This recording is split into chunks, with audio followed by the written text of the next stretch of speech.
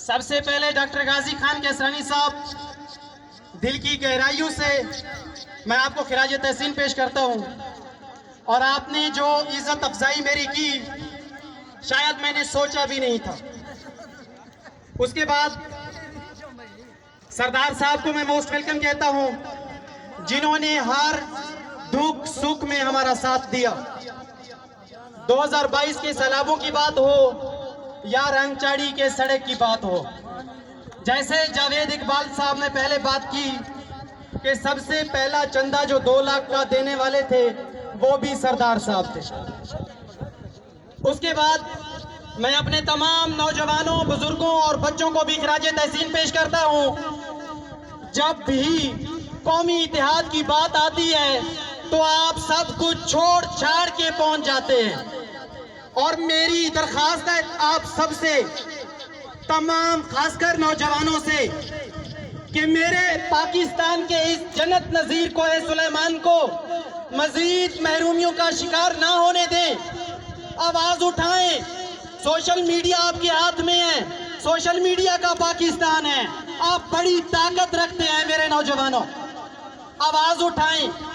महरूमियों का शिकार मजीद हमारा ये जन्नत नजीर को सुलेमान ना रहे। और उसके बाद सरदार साहब बार बार ये बात कर रहे हैं कि मैं सियासत नहीं करूंगा, तो शायद सरदार साहब की बात ठीक है, बेहतर है, लेकिन सियासत की भी 2 अक़साम होती हैं।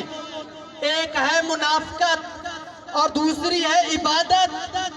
सरदार साहब आपकी हमें जरूरत है। ये आवाज मेरी सिंगल की आवाज ना समझे सरदार साहब, ये कौम केसरानी के नौजवानों की आवाज है। क्या मेरी आवाज आपकी आवाज है? बताएं, जब मैं बोल रहा हूं तो ये आवाज आपकी आवाज है। आप चाहते हैं कि सरदार साहब सियासत करें, इबादत वाली किस्म से सियासत करें।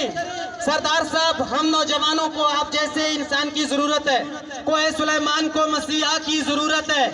कोहे सुलेमान के बच्चे, कोहे सुलेमान का मुस्तकबिल एक ईमानदार मुखलिस सियासतदान का मुंतजिर है। और मैं नौजवानों को कहना चाहता हूं कि पिछले दिनों सरदार साहब ने एक बात की थी कि अगर हो सका तो अगला एमपीए नाला फुगला से भी हो सकता है। तो लोगों ने सोशल मीडिया पे मजाक उड़ाया था इनका। सरदार साहब कह रहे हैं कि एक दफा पहले भी इसी तरह मजाक उड़ा है इस बात का।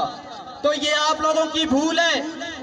ये जो मुट्ठी भर मजाक उड़ाने वाले लोग हैं वो नहीं जानते नौजवानों की ताकत। बदल चुका है कोहे सुलेमान, और कोहे सुलेमान की बागडोर नई नस्ल ने अपने हाथ में कर ली है।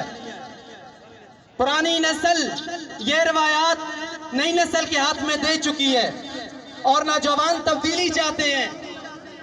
बातों और बातों पे मेरी कौम अब खड़ी नहीं है। क्या आप लोग खड़े हैं इस मुनाफिक सियासत के साथ? हाथ हिला के बताएं,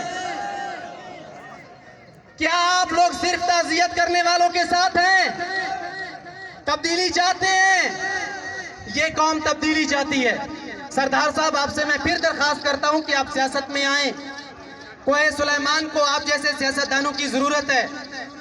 और हमारे बच्चे, हमारा मुस्तकबिल, आज दुनिया देखे डिजिटल दुनिया बन चुकी है। और कोहे सुलेमान की ये हालत है कि मेरा एक नौजवान मैसेज नहीं लिख सकता क्योंकि स्कूल बंद है। और मैं पहले भी काफी दफा इस पे बात कर चुका हूं कि हमारे पास अद्वियात नहीं होते, डिस्पेंसरी नहीं है। हम अद्वियात को तो छोड़े, एक डेस्प्रीन की गोली तक हमें नहीं मिलती। सड़कों की हालत आप सबके सामने है। तो मैं एक दफा फिर अपने नौजवानों से दरखास्त करता हूं कि एक आवाज बने। आपके इत्तेहाद की जरूरत है। हर नौजवान की बड़ी ताकत होती है। अक्सर आप ये सोचते हैं कि मैं अकेला क्या करूंगा। जब 100 रुपए से 1 रुपया निकलता है, क्या वो 100 रुपया बाकी रहता है? आप उसी 1 रुपए की ताकत रखते हैं जिसके बगैर 100 रुपए का नोट पूरा नहीं होता। हर नौजवान की जरूरत है कि वो आवाज उठाए।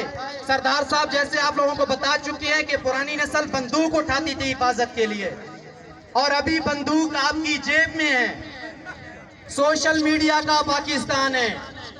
आवाज उठाएं अपनी महरूमियों पे, खौफ के भूत तोड़ दें, डर छोड़ दें और अपना हक मांग रहे हैं। हम भिखारी थोड़ी हैं।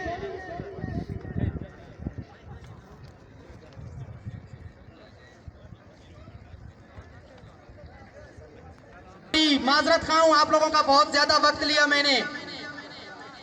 तो आप भीख नहीं मांग रहे, अपना हक मांग रहे हैं।